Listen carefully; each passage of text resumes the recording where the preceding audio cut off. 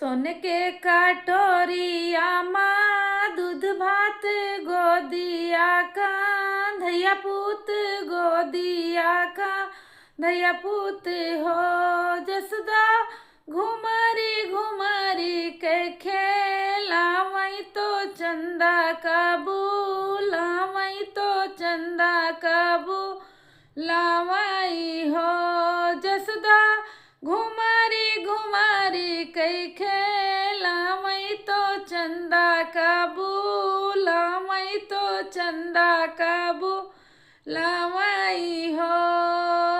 अरे आवा चंदा मामा परे आवा नदिया की दरे आवा नदिया की दरे आवा हो चंदा आई जाते हमारे आंगनवा कंधैया मोरा खेलाई कंधैया साथ खेलाई हो।